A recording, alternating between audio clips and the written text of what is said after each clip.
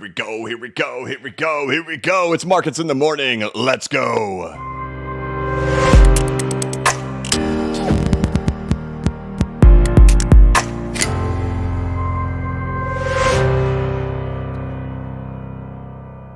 Hey, what's going on, everybody? This is the Blockchain Backer, bringing you the latest cryptocurrency news and analysis. Welcome to Markets in the Morning. Today is Tuesday, July 11th, 2023.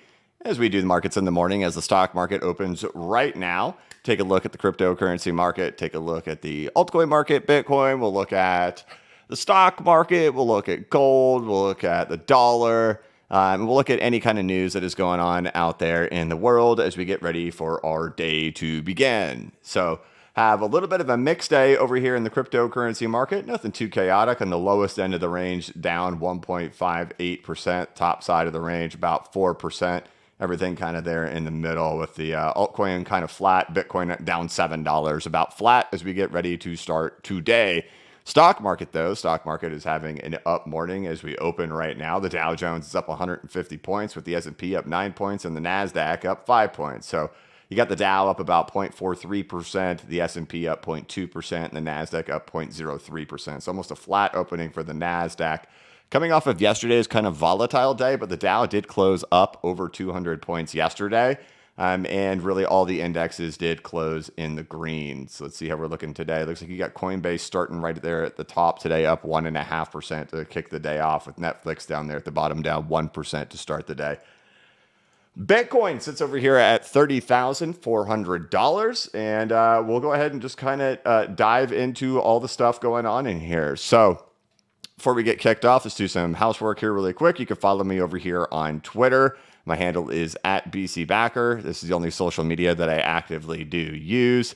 There are lots of impersonators out there on Instagram and on Threads, all that stuff. It is only here on Twitter @BCBacker and only here on YouTube. I do also have a newsletter over here. This is blockchainbacker.substack.com. I write a newsletter twice a week. You could check this out and get these things. I usually do it right there in the middle of the month and then there at the very end of the month. That's blockchainbacker.substack.com. And of course, as you guys all know, bcbacker.com. It's over 40 videos, 11 hours of content. And just if you like my YouTube videos, I essentially put as much knowledge as I could think about into an organized format. You guys see me kind of spit different stuff in certain videos. It makes it kind of hard to go back and find it. I've tried to organize everything I can into a very clean format here, including PDF file downloads and links to additional resources in here. $39 one time, no subscription fees. All right, there we go. Bitcoin actually had a little bit of a pop yesterday. It actually got to back above $31,000. I've been spending my morning recording a YouTube video that is going to specifically be for the altcoin market. So that video, I've got 10 minutes of that video recorded and edited. I'm not sure if that's going to get to 15 minutes or to 20 minutes long. So the second we're done with Markets in the Morning, I go back to working on that again. But I'm going to present my case on why I'm mega bullish on the market, right? And I know that's a mixed opinion out there, and it's hard for people to see that light at the end of the tunnel when we sit flat for so long. But of course, I've been presenting that over here. But I'm going to show you guys something as well over there in the altcoin market that maybe we haven't really talked about in too much detail. I'm going to show you the structures in there, how we could still be in here for another week or two. That's real hard to predict, but I'll show exactly why that week or two when we're doing this altcoin market video that'll be out today. But, you know, we're kind of at this pivotal moment where not only we're like, this is obviously a breakout level for Bitcoin, and this has just been a resistance level and a support level dating back for the last 2.5 years. It's a pretty significant level. Getting through here obviously has some pretty big markers. We could just see that clearly. Looking right there, how difficult this level in particular has been in regards to supporting it and in regards to being resistance here for Bitcoin. So should the breakout come in here, obviously that's a significant move, and I'll show that also in the altcoin market and the confluence that we're seeing over there and why I am so excited. And I do understand it's notorious for YouTubers to create videos with thumbnails and titles being like, hey, we're set to explode. And it's like, okay, sure. But you guys know how I do my stuff, right? Everything, I try to back it with data. I try to show exactly why on the charts. So I'm trying to do a real thorough job on that to explain that and show exactly what I'm seeing on the charts so you can decide for yourself if that's nonsense or if that's true. But of course, I'll give the exact reasons why, and we'll talk about things that we've talked about for the last several months and how those have all aligned to this exact moment that we're in right now and why I'm so excited. So that'll be released this morning, hopefully. So the sooner I can get done with markets in the morning, the sooner that I can get out. But all right, so looking at Bitcoin, obviously we're still just ranging, right? Not a whole lot to say there. XRP, same story, still ranging. Working on a accumulation schematic. Fred Risipoli, I'm such a jerk. Fred, what is your, I'm gonna look at your last name. I don't want to slaughter you. I respect him, so I don't want to. Rispoli, Fred Rispoli, who is he's a lawyer in the XRP community. I've been friendly with him on Twitter for some time, but I also met him at XRP Las Vegas. He had said, hey, BC Backer, Judge Torres's statistics indicate a ruling is 60% likely by August 10th. He says, lawyers have TA2, baby. Where are we on the charts for that time frame? Is the fairy dust simulation god and puppet masters willing to put in the work by then? I said, well, the magical unicorn fairy dust and the simulations say July 18th through 21st, which I'm just, I'm grabbing time here, right? You got 18th through 21st till this thing finally comes to a conclusion, and we've been in here as long as we possibly have. But yeah, so otherwise, XRP just continues to meander along in here. As we all know, I'm not gonna beat this one like a dead horse like we have for the last couple of weeks, bouncing off the 200-day moving average, still just meandering along in here. I think waiting, like I always say, waiting for the rest of the market and waiting for Bitcoin, as in the video that I put out yesterday. Stock market, now that it's been open for a few minutes, here it's been open for 7 minutes. Dow Jones up 0.45% at 153 points. S&P up a little bit more now, up 0.27%, which is 12 points. And then the NASDAQ is up 0.26%, which is 41 points. And looks like Coinbase has taken even a bigger lead in here, now up 2.4%. Working its way back to the highest prices it's had in here, right? A nice little ABC correction that has come out in here. These typically are the things that occur before you start really shifting your way up. So you even have optimism emerging right in here for Coinbase's chart. So exciting to see that happening over here as well.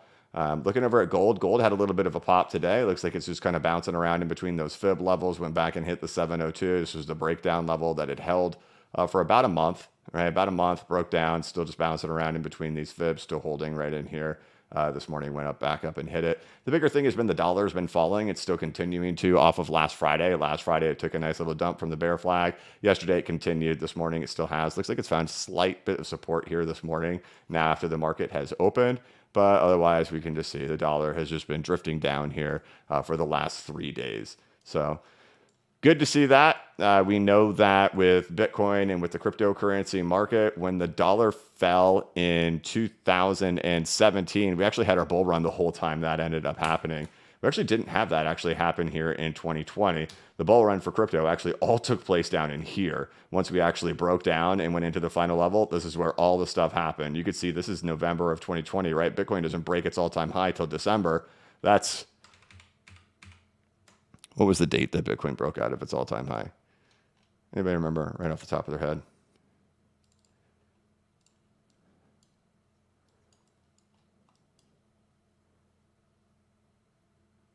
December 16th. So December 16th is right here. This is where Bitcoin breaks from its all-time high, way down in here. So we don't actually get our bull run to really get kicking off until we actually got way down in here. My thoughts have been that we will eventually take these lows out, but the big question is what happens down here at 99 and 100. But even if we do hold in here, something like that, well, we kind of know what happened with crypto last time we were down there in that lows levels. So still just a wait over there on the dollar, but hey, it has actually been starting to move. I have seen that this is not updated and changed, which is bizarre. 92.4% has been where this has been stuck at for the CME expectations on a Federal Reserve rate hike there on June 26th. It's weird to see that at the exact same for several days in a row. I'm not sure if this isn't updating or what's going on. Typically, we're going to see some type of volatility happen in this thing, whether it's even 0.1%, 0.5%, 3%, something. It's usually bouncing around every 30 minutes or every hour, but it's been there. 92.4% chance that we're going to see a 25 basis point rate hike there on July 26th. Now, this thing really moved itself big time after CPI came out last month. So then we ended up seeing the pause, right? This thing shifted to we're pausing, and then the Fed did pause last meeting. We are getting CPI tomorrow morning. That will actually happen about an hour before we go live for markets in the morning. So I'm not going to start markets in the morning an hour earlier, and then we wait all the way for the markets to open. We'll still start at our normal time, but we will have already had CPI happen. So probably an expectation of some type of volatility tomorrow, whether that's good, whether that's bad. And the current CPI, the current consumer price index, which is a measure of inflation, the year-over-year figure is 4.0%. If you guys remember, we were as high as like 9% last year. We've now dropped all the way to 4%. We've been talking about this for months, kind of anticipating what these readings would look like and where we'd end up settling. And we always talked about, hey, we could even settle as low as 2.9%. And the expectation of the reading tomorrow for month over month is 0.3% for the last month of inflation. If we do get that, the year over year figure will drop from 4.0% to 3.1%. Now, the question is, can we get a surprise? Can we actually end up getting 0.1%? And then if we get a 0.1%, that'll actually put a 2 on the front end. That would give you a 2.9%. So essentially, if we get the 0.3%, we can probably expect that we're going to see 3.1% year over year. If we get 0.2%, we'll get a 3.0. And hey, if we get a surprise and get a 0.1% month over month, then we could see a 2.9% year over year inflation, which, as you all know, the Fed's target's been 2%. Now, that includes everything. If you take a look at core, which is going to exclude food and energy, we're still sitting at around 5%. The question is they going to pay more attention to that? Either way, the one everybody's always pointed to be like, see, things are out of control. We're at 9% year over year inflation. It's always just been that standard CPI. That standard CPI is now all the way back down to 4. Expectations, it'll get to 3.1 tomorrow. And could we actually see a 2? And in that circumstance, what happens with this? That was the thing. So last month, this thing like it totally met expectations of what was going to happen, but this thing went whoop way over here. We're pausing right after CPI came out, but it was like we all expected that. At least here we expected that we were going to get those types of CPI figures, but this really adjusted. So we'll see if this adjusts after the CPI comes out tomorrow. Otherwise, Bitcoin as we start out today, it looks like we're still above $30,340. Stock market, how you doing? You still holding up? Looks like we're getting a little bit of shifting here happening now that the market's been open for a minute. You got the NASDAQ flipping back to red. Yesterday was bizarre. Yesterday you saw it go down 80 points, and you saw it positive, down 40 points, and positive, and then it did end up closing the day positive. Today it's down 26 points, but the Dow did close plus 200 yesterday. It is plus 120 so far today. But that's just how we're starting the day off. It has been a little bit volatile in the middle of the day. And when we typically, surrounding these CPI days, when we're going to get the CPI data release, we see some volatility on the front end and the back end. So probably volatility today, tomorrow, and the next day. And then same thing would probably be translated over there to crypto. So, all right, I think that kind of covers it. Crypto, pretty steady. I'll be releasing a video on the altcoin market today talking more about this range. And otherwise, we're still just, stable. It's not a whole lot to say of like anything dramatic. I mean, we did get a pop yesterday, right? But it's just a range. It's just in a range, right? Short squeeze and then takes it all back. Nothing too dramatic to talk about with what has happened in here while we still sit in the dead middle of the range. As for XRP, same thing. Nothing too much to say there. The thing is kind of watching the stock market. The big thing, of course, for the stock market and the Dow is just kind of get through the retracements. It's been stuck here for 8 months now, still unable to get through. And of course, that's now the case for the NASDAQ, and that's the case for the S&P 500, all stuck there as well. So you guys know that. We've been talking about that every day in markets in the morning. This is why retracements are always talked about, or why it's something I always focus on. Is why we're always talking about fibs. It's why the blockchain backer character in the intro is like, as we get back to them, then breaks out and goes to moon. It's just that when you get back to these retracement levels, there's resistance there. It's blatantly obvious there's resistance here. Big question is, can we get through it? And so these are why these are always so significant when we get back to them. Gold battling around in those, dollar down this morning. And otherwise, let's just jump straight into the news. What's going on in here? Yeah, so see CNBC headline on the top, Dow rises more than 100 points Tuesday ahead of key inflation data and earnings.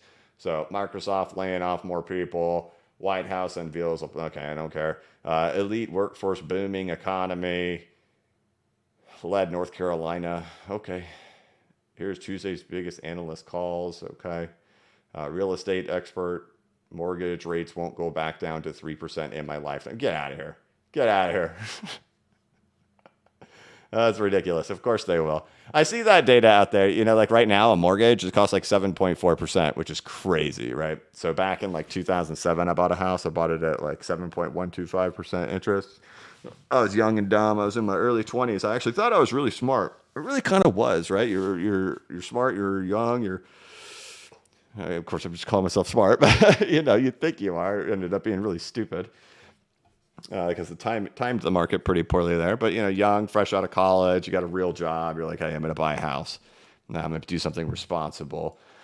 So what I'm going to do is I'm going to put $0 down and get a mortgage that is 50% of my income, monthly income, at a 7.125% interest rate. That's what I did when I was young and super smart, as they said. And it's hard to believe that people are getting mortgages now at those interest rates, because when you would look at the amortization schedule, just the amount of interest you were paying in relation to how much you were paying off on the principal was crazy at a 7.125. And so right now, if you have exceptional credit, you're getting a 7.4. So, but I see a lot of like misrepresentation of that on Twitter, being like, here's how much it's going to cost you for 30 years. Now, why anybody in their right mind would buy a house when you're going to pay that, right? Like instead of a $399,000 house costing you $600,000 over the course of 30 years with a 2.96% interest rate, it's going to cost you over $1 million over the course of 30 years with a 7.4% interest rate, right? But the reality is, look at the historical change of interest rates in that, yes, they're high right now, but will they come back down again at some point? Sure. I mean, they always do, right? People will refinance again at some point. And of course, this is making it sound like you'll never get the chance to do it again. You know, baloney. I'm calling baloney on that. Yeah, they will. All right. G7 nations to give individual security pledges to Ukraine. NATO latest Zelensky. Okay, this is all war stuff. Americans prepare for tighter budgets as student loan payments resume. Oh, you don't say. They didn't wipe out trillions of dollars of debt for free? No kidding. You got to pay? No kidding. Okay. China stimulus lifts stocks despite rates warning. Amazon Prime Days invite only. Okay. CLO market set, poison cough syrup. Okay, great. All right, looking over here in crypto. Justin Sun on state of crypto regulation. Europe's metaverse strategy. Okay. Justin Sun, of course, has, I believe he's got criminal charges against him from the Securities and Exchange Committee. I believe, allegedly. It's been a little while since I've seen that. I know they went after Tron and called out Justin Sun specifically, but we'll see. Crypto can't be used as money due to inherent flaws, BIS. There are problems with crypto when it comes to money, there's no question. But, you know, it's because we're in early tech. I mean, the reality is you do require a lot of third-party trust. You do, like if I just gave my mom a nano ledger and said, here you go, figure it out, I don't know if she could, right?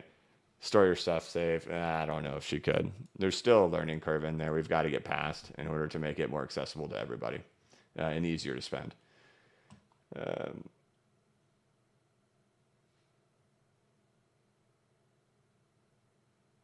Midday movers, BNB, Solana outperform as Bitcoin clings to 30K. Solana, BNB, I have a feeling that was written yesterday. Is BNB up here? Solana is, but there's BNB barely. Okay. Back to 30,400 here for Bitcoin. All right, that's it for CoinDesk. Mt. Gox repayment date is looming. Oh, wow, again. I think that has gone on the entire time I've been in crypto for 6 years. The Mt. Gox repayment date. If we can't find real FUD to bring up, we've got to bring up Mt. Gox, and if that's not working, we've got to bring up Tether. Sorry, I hit the microphone. While the cryptocurrency community is actively discussing the upcoming Bitcoin halving in 2024, another potentially big market event is happening this year. The trustee of the hacked Bitcoin exchange Mt. Gox is set to finally repay the exchange's creditors by the end of October. Oh, okay. Oh, and it's only 3 months away. If that happens, you mean you're telling me it's not it will happen, it's an if? The cryptocurrency market could be significantly affected in several ways. Founded in 2010, okay, now defunct. As the current Mt. Gox repayment deadline is scheduled to occur in roughly 3 months, Cointelegraph has reached out to some crypto executives to find out what to expect from anticipated Mt. Gox repayment. What will the investors do once they get their Bitcoin back? Sell, right? We just constantly get this.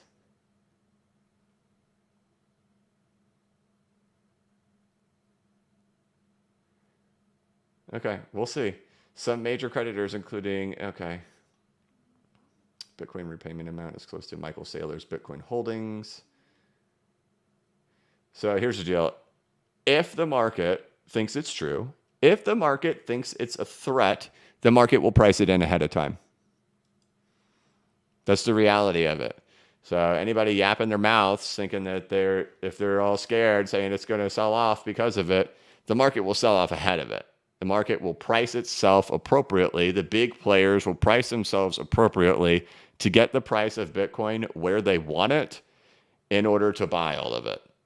They're not just going to let these dudes who haven't touched the Bitcoin in a decade sell high. They'll drop the price ahead of time, so when all the Bitcoins come onto the market, they'll get it at the prices that they want to. So whenever people are yapping, just know that it'll either sell off ahead of time or nothing's going to happen at all. Okay.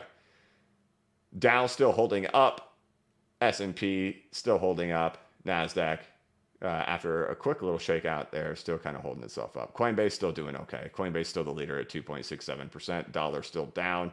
Metals still holding. And still holding for today. Okay. And last one, let's go in. Last news here is the Bitcoin halving is bullish for Saylor's MicroStrategy. I'm going to bet you, I'm going to bet it. I'm going to make a prediction out there that Michael Saylor will sell his Bitcoin and MicroStrategy will sell their Bitcoin before the Bitcoin halving. And it will be reasons out of Michael Saylor's control. And I'm holding quotes up in the air as I say this. I'm totally using the bunny ears on both hands right now as I'm talking. Out of Michael Saylor's control, as he is not the CEO anymore and can't make the executive decision on what to do. And that Michael Saylor is probably has his own little plan.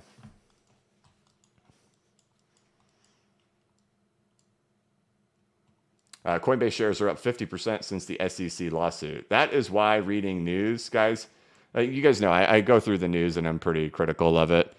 We do it just because I know a lot of people do care, and gives kind of an idea on what at least the market is hearing, what the narratives are hearing for today. Sometimes we get some decent explanations of stuff, like yesterday with Binance US when it comes to USDT and USDC, and those are depegged from $1, and Bitcoin's $3,000 cheaper on Binance US, right? They gave us a pretty good explanation that made pretty good sense. 99% of the stuff on here is garbage. not just on Cointelegraph or CoinDesk, just in general news. And I think we all know that to be true. But what are they doing? They're looking for clicks. They're looking for everything. And kind of like a lot of YouTube videos, right? It's garbage, right? But it's the same thing with media. They're trying to get you to click on stuff and do that. But to understand news too and events, right? Coinbase shares are up 50% since the SEC lawsuit, right? How many coins are up since the FTX collapse, right? How many coins are up since the SEC lawsuit? That, when events happen and news events happen, our immediate reaction or knee-jerk reaction is, ooh, things are bad, they're only going to get worse.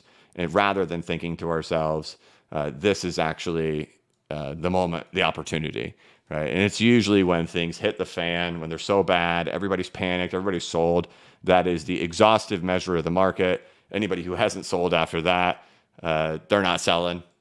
And that's just how things typically end up work. Bottoms are always marked by bad news. Tops are always marked by great news. That's why it's so difficult for people to sell at the top. It's so difficult for people to buy at the bottom, because the news is always going to be what you're looking for, and what you're hoping for is that you're going to get some type of fundamental news at the top that's going to give you signal that the top is happening. But it's never going to do that. You are always going to have FOMO. You're going to have all of your peers around you screaming, we're going to the moon. You're going to see some dude out there saying, hey, I'm selling my Bitcoin. And you're going to see 30,000 people attacking that person saying you're an idiot. And you're going to be like, who am I going to be with? This idiot or these 30,000 people who probably know what they're doing? I'm going to be with the 30,000 people, right? But those 30,000 people are the herd getting taken to the slaughterhouse. You are always going to get incredibly good news at tops. You're going to get incredibly terrible, horrifying news at bottoms. And I've often told this story that I remember the two moments that told me the top of the market was in, and I remember the moment that the bottom of the market was in, where it just clicked in me. This is the top, and it clicked on me. This is the bottom. When the top of the market happened, of course, we were already looking for it. We saw the 4.236 extension, but there was something in particular that actually ended up happening that told me that the top was in. I had already been very critical of CNBC. I'd been critical of Kevin O'Leary putting laser eyes onto his profile. Anybody who was here in 2017, 18, and 19, 20 all knew Kevin O'Leary was a toxic individual. He was very anti-crypto. He pretty much got everybody to sell the bottom and was just a toxic piece of trash. And then when Bitcoin got to $55,000, suddenly he's pro-crypto and he's got the laser eyes on his profile. That was a clear, obvious sign of the CNBC marketing machine in play. Jim Cramer going on with Pomp, Anthony Pompliano saying, I'll never sell my Bitcoin, Pomp, I mean it. Yeah, and then a week later he sold it, right? You could see all those things being played. But then there was one event in particular, is that I'm sitting here waiting for the top. I know that Bitcoin's at its 4.236 extension on its market cap. I know Ethereum's there too. And then right on CNBC comes Tim Cook, the CEO of Apple. Let's see if we can find it.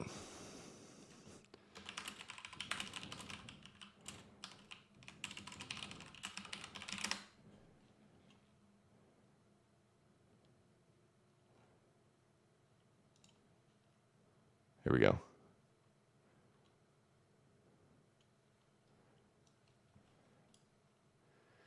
Tim Cook says he owns cryptocurrency and he's been interested in it for a while. This is November 9th of 2021.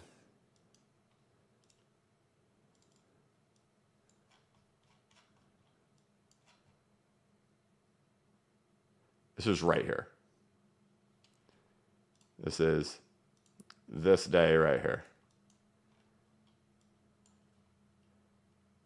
Right there.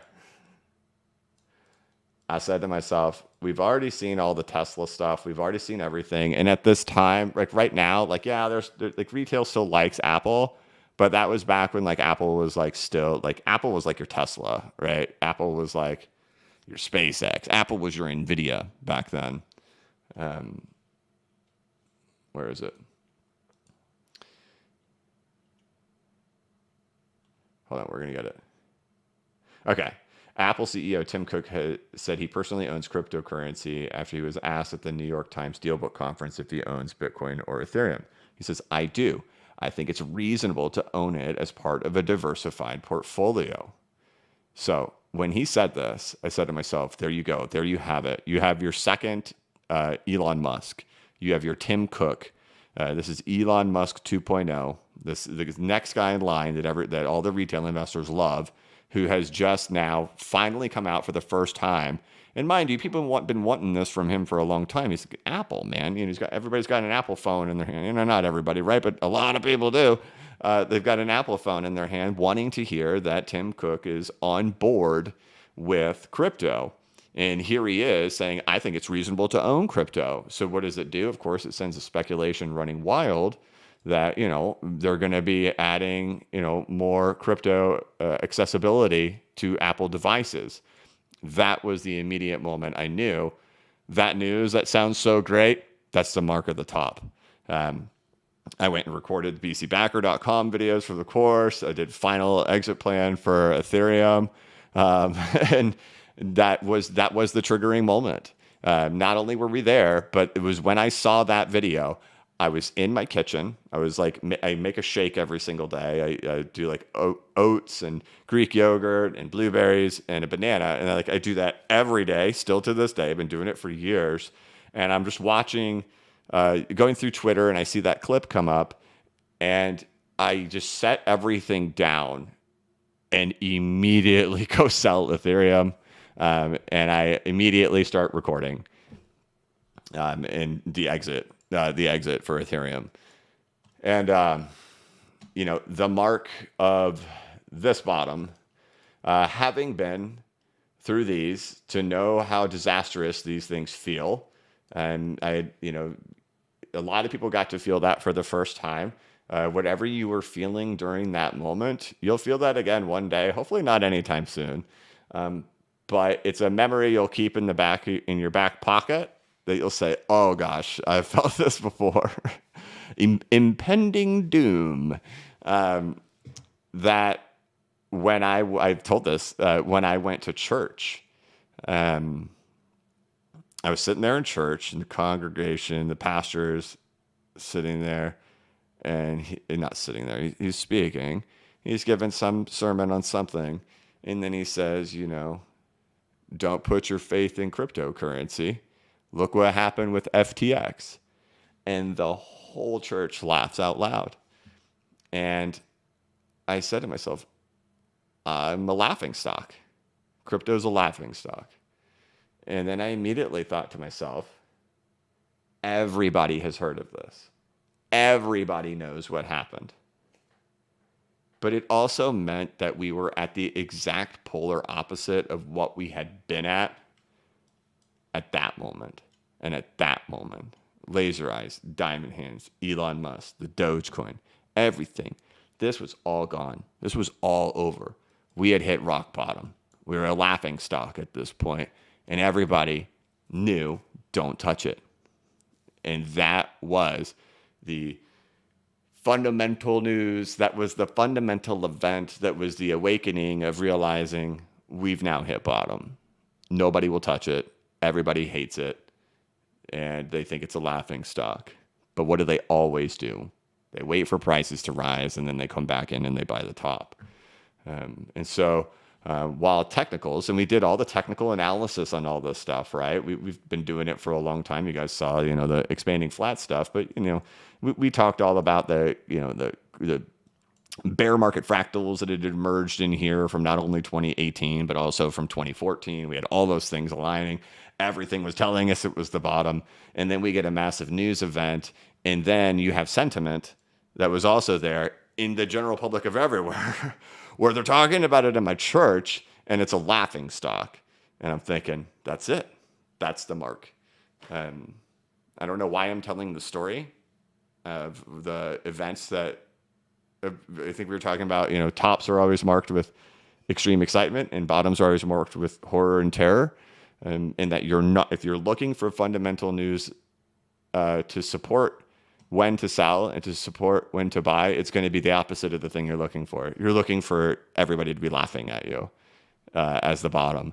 You're looking for Tim Cook and Elon Musk and Tesla to buy, right? So like 1 week after Tesla announced that they had bought Bitcoin is when I sold my Bitcoin. It's where I did my 65% exit. It's having that mentality. If you're going to be a news reader, like we're talking about over here, Coinbase shares up 50% since the SEC lawsuit. That is typically the really good events that are actually marking the tops, and it's typically the really bad events that are marking the bottoms. And just, if you're going to read news, if you're going to care about it, if events are going to be things that, like, I don't know. So I don't think anybody should. But if you're going to be using events and fundamental news as your narratives, people naturally want to say, oh, this is bullish news. That means price will keep going up. And what it typically actually is the opposite. So I don't know. We went on a rant there, and we're 35 minutes into this, and I've just been talking for 35 minutes and haven't anything. I don't know, but I think that's a good one.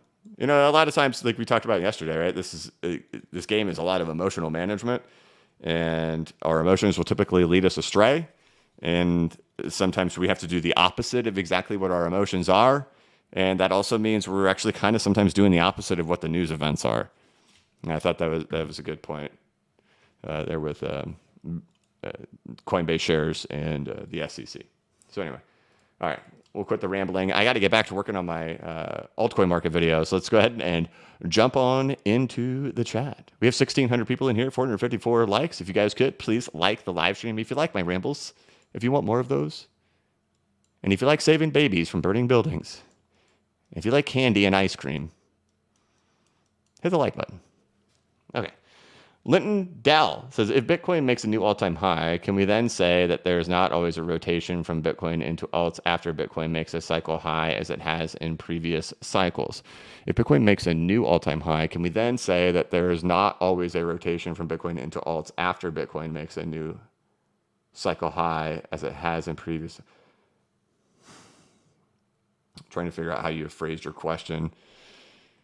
I'm not sure if you're saying... Let's get rid of most of this stuff.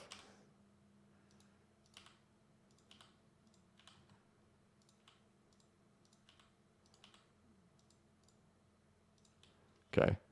What you've said is, if Bitcoin makes a new all-time high, can we then say that there is not always a rotation from Bitcoin into alts after Bitcoin makes a cycle high as it has in previous cycles? I don't think you've laid out another condition yet. You're saying if we go here, then can we say that it does not do that for altcoins? If we get here and Bitcoin goes like this and nothing happens with altcoins, then yes, you can say that. But like if I'm reading it, I'm going to read it word for word.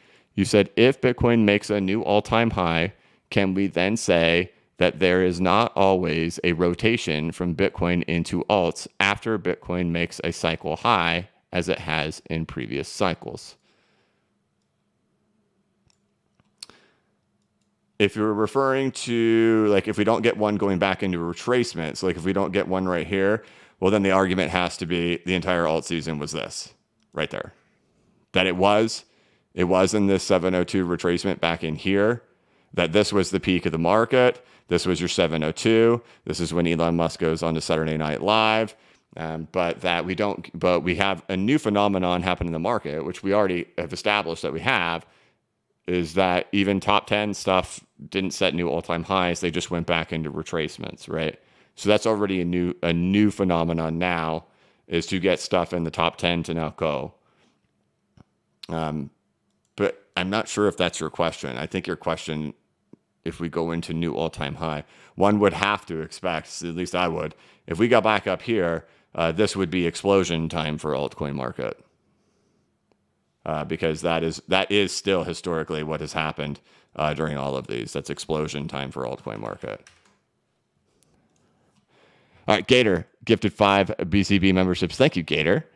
Mr. Nobody says, hey, BCB, my XRP wave count from 2021 today keeps coming up with it needing to go lower than last June's low to complete wave 5. What am I doing wrong? because you're counting 5 waves instead of an ABC.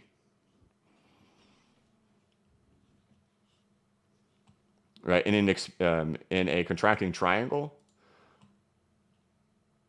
which we have here, right? So if you're in the course, Mr. Nobody, I would assume you are, go in here to triangles and then zigzags. Watch these 2 videos right in here, triangles and zigzags. And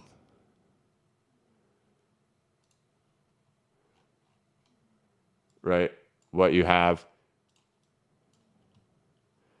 Goodbye.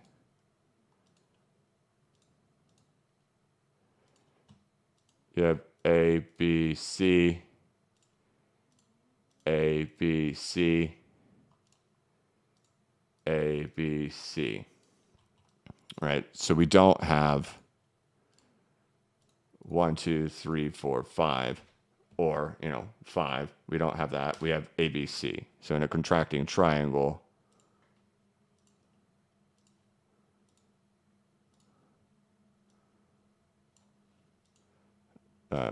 that's the wave count.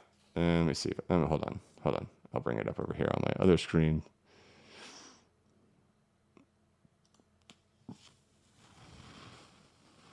I many times will refer to. There we go. It's going to be in zigzags, huh? No. It'll be here. Here we go. Fine, contracting. Funny because I even talk about this in today's video.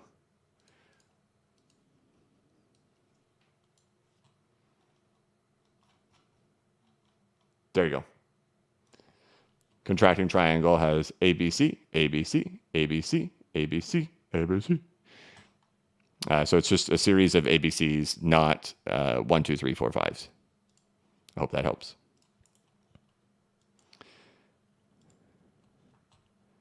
To find out more incredible detailed information like that, you can, of course, check out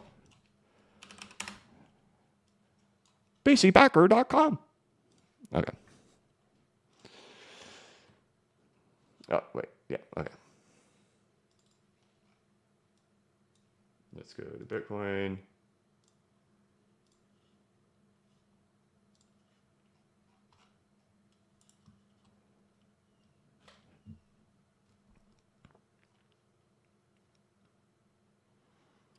Shawshock, you're the man, backer. Well, thank you. I will always take a compliment. I posted over there on Twitter. TXMC had said, what did he say? Hold on, we're going to read it because it's funny. TXMC had posted, I'm not going to read his profanity. He will let his mouth run on Twitter. He says, the For You algorithm keeps showing me tweets of CCTV clips of people getting shot and viral videos of folks having violence done against them. And I haven't sought out any of this. What the heck? And I agreed with them, man. I said, I keep seeing people getting beaten up here on Twitter. Why the heck would I want to see that? I'm already on finance Twitter. I take a beating every day. So anytime a compliment wants to come in, Shawshock, thank you. I will always take those. I appreciate it. Thomas Campbell says, I can't wait for markets in the morning when coins start soaring. We'll have so much more fun on here together. Are you going to be making trades live with us if targets are hit? I've thought about that. I've still never done live stuff here on Twitter. The reason I'm not, I don't know if there's people who are pretty smart and they'll go find it in the order books. And I don't know what they can track down if it's in the order books and stuff like that. So we haven't done anything actually live. And I take my stuff pretty serious where I give it pretty much my full attention. I don't know about doing anything while we're currently live with 1,500 people and being like, here we go. I'm going to make this decision that I've been patiently waiting on for years. Let me do it live, especially with my account on the screen. So I don't know. We'll see. We'll see when we get there. Maybe smaller stuff or something. I haven't really thought about it. Plus, a lot of times when we get closer to stuff, when prices are moving incredibly fast, I'm usually not sitting there actively hitting sell buttons. I'll have it pretty prepared and then go ahead and enter the limit into the book and just let the market come and hit the limit. Oh man, Sick Thinker says, I've done 80% of the course. It's just awesome, BCB. Dude, thank you. So yesterday I was done with YouTube at like 1 o'clock in the afternoon. And like I went and sat down on the couch for a little while. And I thought to myself, I'm done for the day. And if you guys don't know, I do put in a full day. I started at about 4:30 in the morning. So I still get in like my 8 hours, right? But I couldn't believe it. It was amazing because for the last 3 months, it's been these like 15, 17, 18-hour days of insanity. And 1 o'clock in the afternoon would never be a dream that I could stop. It was always go till late at night. Um, but it does feel so good. And I hope you guys are enjoying it, that we're getting more YouTube videos out on the channel now, because that's been the thing that's been really held up by it. So definitely, if you want to check out my work, go check out the website. All right. AZ, first time super chatting. And by the way, Shawshock, that was your first time, man. First time super chatting and something nice. Thank you. AZ, this is your first time super chatting. I've never heard of that coin before, so I'm not going to bring it up, brother. Appreciate the support. But, you know, the big alarming thing anybody ever does is on their first super chat, put out some coin that I don't know of. Again, that could be a coin that a lot of people know of, and I look like an idiot. But that's always the roughest way to start it out, with 1,500 people watching and be like, hey, here's a super chat. Check out this chart of a coin as my first time saying what's up. I don't know, brother. Sorry, it's nothing personal. That's a way I protect the channel. Oscar Hernandez gifts 5 BCB memberships. Oscar Roman, thank you. And then he says, Taco Tuesday with a side of corn. Smash the like for free digital tacos and corn. Okay.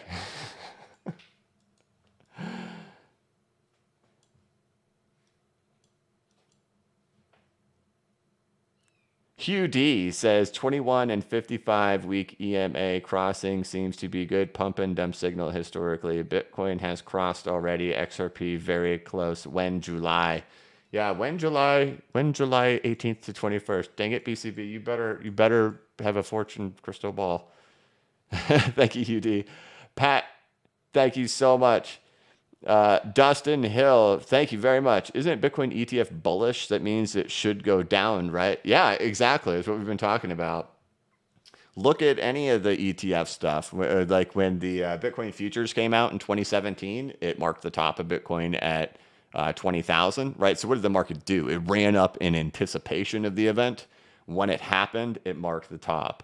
When Bitcoin shorting became available, it marked the bottom, right? When Biddy came out, when did they release that? They released that in June, right? What was going on with Bitcoin in June? Retail investors were in the gutter, dude. They hated life. June 18th, right here, right? Boom, dumped, dead. When does it get released? June 21st, 3 days later, right? So then we hold, little dip, bottom though, right? So these things are typically, whenever these events happen, they're at pivotal moments. So exactly. So you're thinking, oh man, if an ETF comes out, it's going to bring so much money in. It's going to, like, everybody's going to be buying Bitcoin spot, right? They're going to be using their 401ks and buying Bitcoin spot. No, they're going to get dumped on, is what's going to happen.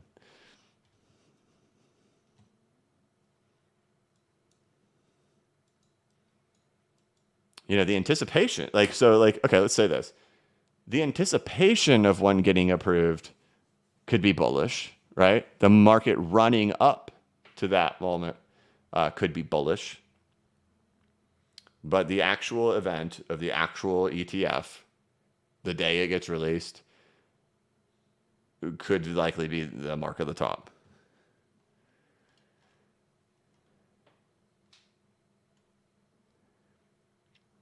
Nazari says Bitcoin looks more like November 16th and not November of 2016. Let's go look at November of 2016.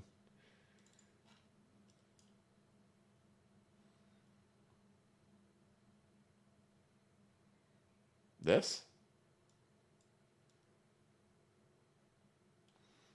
So let me use a different chart. Let's go to here. Oh, look, I even have it overlaid here. So is this it, right? Right. We pulled this up many times, right? So that we were like in Wyckoff accumulation, right? It was looking all great. Then what happens? You have the FTX collapse come in and happen right in here, right? So even if you were in that schematic from a time situation here, you're actually more like in, where is that? Where are you? You're like January, February of 2016. That's if you think we're starting some mega long super duper bull run. I don't think we are. I think it'll be short lived.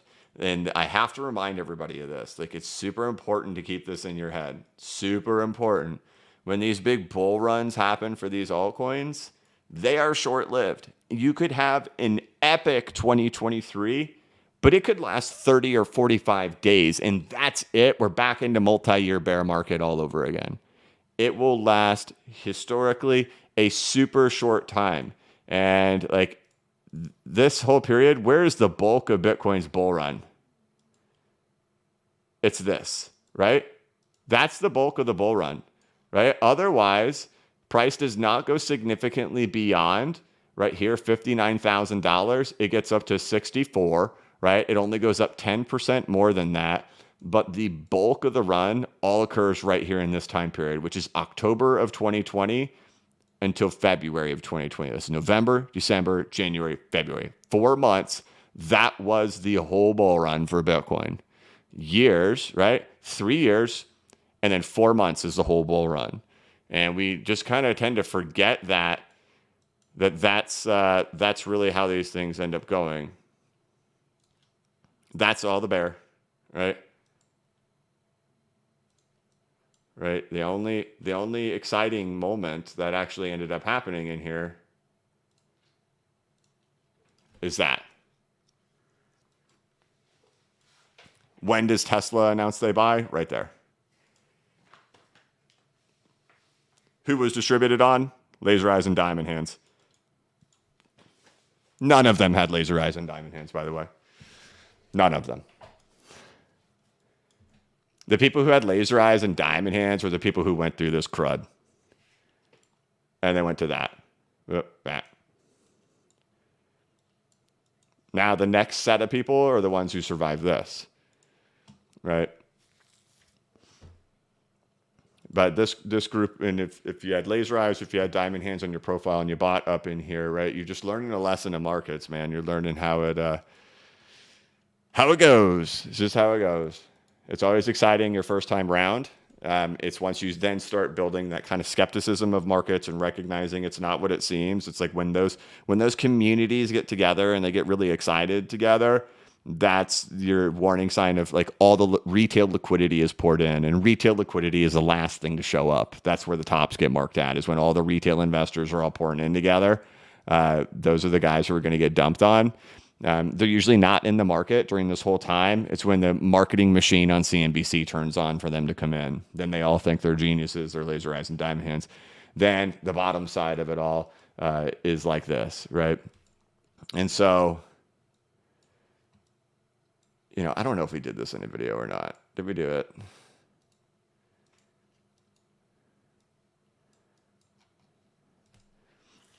That look familiar? I don't know why I'm doing this.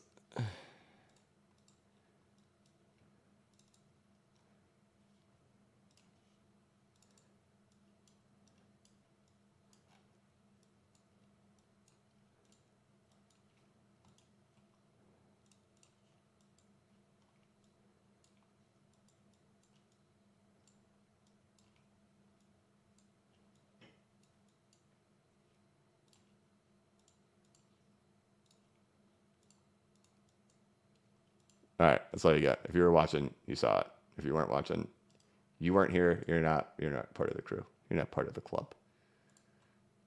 Okay, there we go.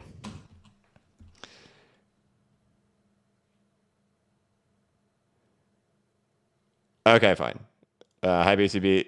I want to get, hold on, BCB, can you confirm we've already passed the 4.236 extension on the SPX? The Dow Jones and the NASDAQ haven't reached there yet, but SPX already did. What's your view on it? Correct. Yeah, so it already has, right?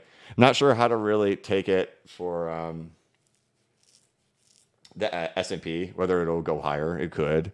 But yes, the S&P is the one that did go all the way to the 4.236, and you can cross-check the dates, the like literal day or like dang near literal day of the S&P hitting the 4.236 extension is when the Fed banned themselves from owning stocks. Again, that's one of those kind of markers you look back on and you say, right, so what was the narrative? We're being ethical, we're being good, we're doing the right thing. But what were they really doing? They were dumping at the 4.236 extension. Go cross-check the dates. I've written tweets about it. I've done it in videos, all that kind of stuff. But when you look at like the NASDAQ and when you look at the Dow, it really presents that argument of, do I have this open? Right? Will there be like what we saw in Bitcoin, like what we saw in Ethereum, right? And I'm not going to predict it. I'm remaining neutral here. I'm issuing warning because we're at 702. I'm going to remain that way. I'm no longer predicting on the Dow, right? What did I do? I said we'd go back to 702 retracements. Beyond here, this is where all the sketchiness comes in. If we get through the retracements and get into new all-time highs, this is where I will become ultimate danger bear dude on the stock market. Right here, I am very nervous and worried of the stock market. Here, I would become ultimate danger terrified guy. But there's always the chance that there's the struggle here because you all know it. We're at the 702 and we've been stuck at it for 8 months. But what did you have happen? What do you typically see? You typically see an initial profit take happen at the peak above the 3.618 fib. So go cross-check, your Ethereums, go cross-check your Bitcoin market caps, right? And then we come in, hit it, and then we start the journey downward, right?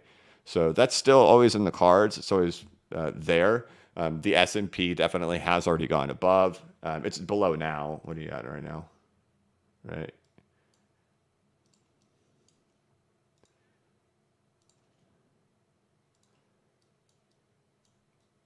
Right.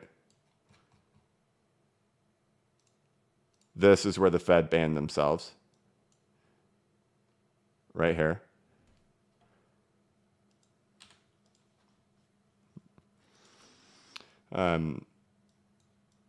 So S&P, not sure because it's already hit, but again, it still also looks very similar to the Dow and it looks very similar to the NASDAQ.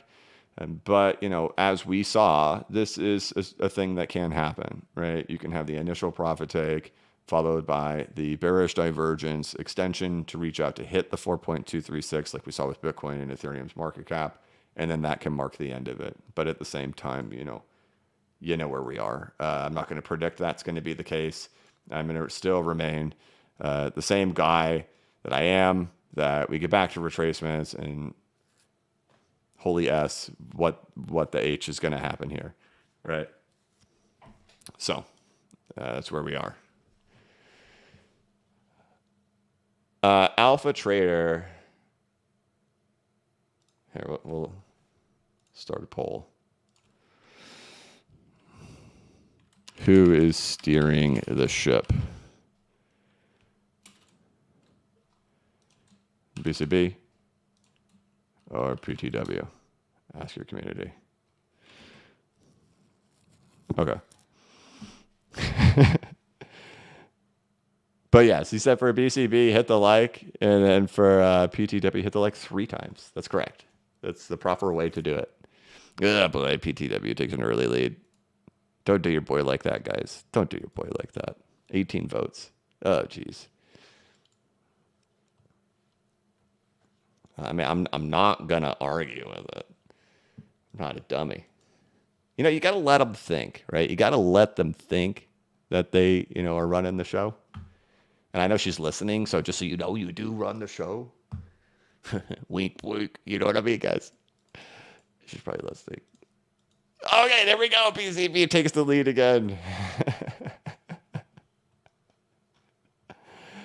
All right. Thank you, Alpha Trader. Thank you, DC. Thank you, Andy.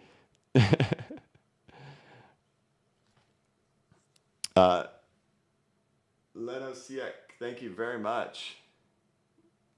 For the super chat. No message though.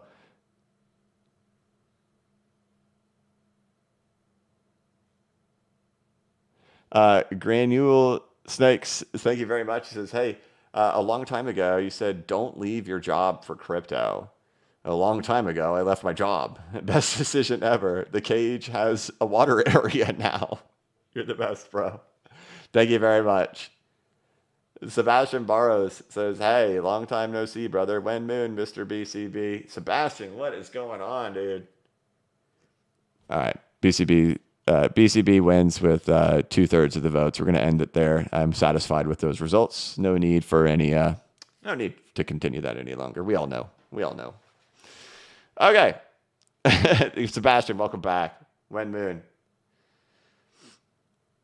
Let us think. There we go. There's a message. It says, oops, thank you for being there through tough times, BCB. Yeah, no, yeah.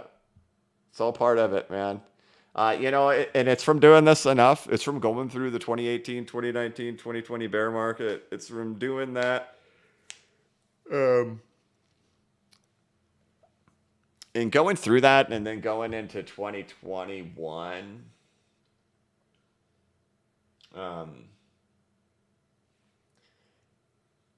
And when I went on that trip around the United States in October of 2021, when I was in, where was I? Knoxville, right? I didn't realize Knoxville was small. I thought I was in like a regular sized city. It turns out it's kind of small. And I posted a picture of me in Knoxville with my wife, and people came and found me right away. It was crazy. They came and found me in real life right away. And that alone was really weird. I wasn't used to that because it was still just me behind the camera, me behind the thing. And I had posted a picture of me on Twitter with my wife. And that was stepping out of my comfort zone to even do that. But then people went and found me and approached me. And PTW, Participation Trophy Wife, she was there when it happened. When people approached, and it startled me and made me nervous, but people were so kind. They were telling me how, like, going through all those tough times and like just making it through every day, and always being there, showing up every day, and then eventually things turned around, right? But it was just being there every day through the tough times, and that has just consistently still been the same thing people tell me when I went to XRP Las Vegas. Again, it's like, well, wait a minute. What about all those crazy ideas I come up with on the charts, right? And people do like that. But the thing anybody ever always tells me in person is just showing up. Keeping a level head. Not getting too excited. Not getting too, worried. And just kind of keeping the emotions kind of calm through the volatility of emotions that we all go through. And it was that moment of seeing that in real life back there in October of 2021, and it became real. Still to this day, it's just me in my office. It's me in here in the same room I come into every day. There's these 3 monitors that I look at. Some of the monitors are some of the pixels are going out, and it's just, it's just the same room. But then it suddenly became very real, that moment in Knoxville, Tennessee, in October of 2021. And so, when you say, thanks for being there through the tough times, it's just because I know what it's like when we come out of them. And we do. And it doesn't mean there won't be more tough times in the future. There always are. But, I don't know. It's been rewarding for me. So, and especially XRP Las Vegas, man, if that didn't like rejuvenate the gas, man, if that didn't fill the gas tank back up, holy cow, it sure did. That was amazing. That was amazing. Alpha Trader. No, don't you understand? Didn't you see who won that poll, Alpha Trader? He says BCP keeps telling himself that they were looking for him. They ever came for him, sure. They were coming for my wife. I won the poll, dang it. I won. Yeah, Nazario Navarro says BCB will be sleeping on the couch this evening. Yeah.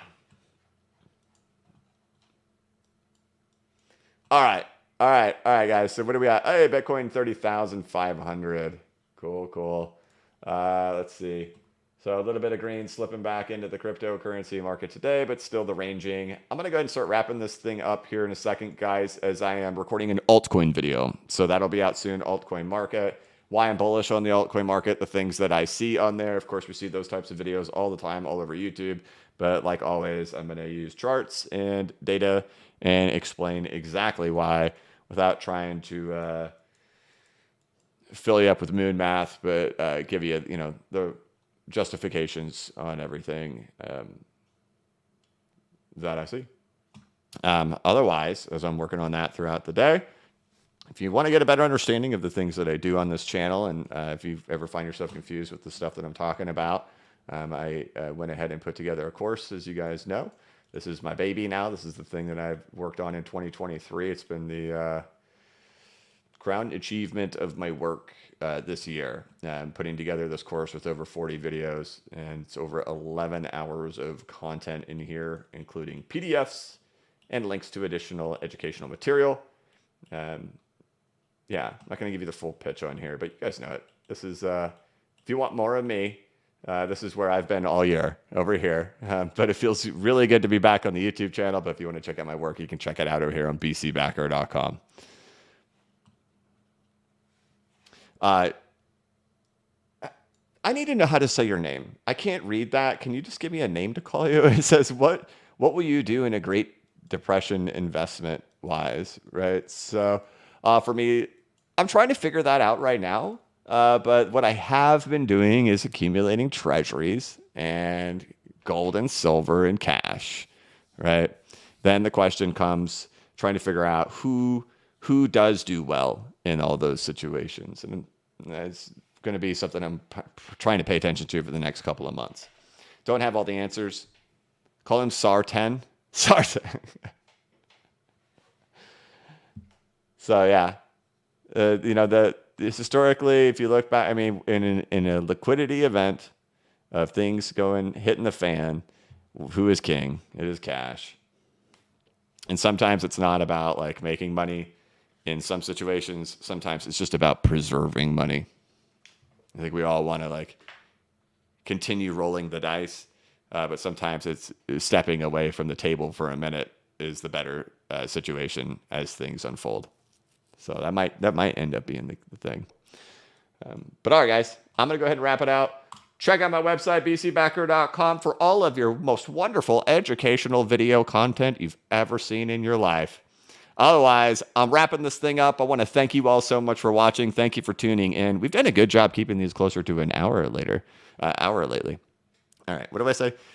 All right, guys, that's it. Thank you so much for watching. If you could, please like this live stream. Please give it a thumbs up. If you're new to the channel, please subscribe and hit the notification up. Let me say this. And hit the notification bell so you can be notified of when I create new content and when I go live. As always, this is not investment advice, and I am not a financial advisor. But if you ever need a pick-me-up or a little bit of reassurance, just remember that the blockchain backers got your back. And as Gator just super chatted and said, do yourself a favor and buy the dang course, everybody. The future will thank you. Quit farting around. Have a good one.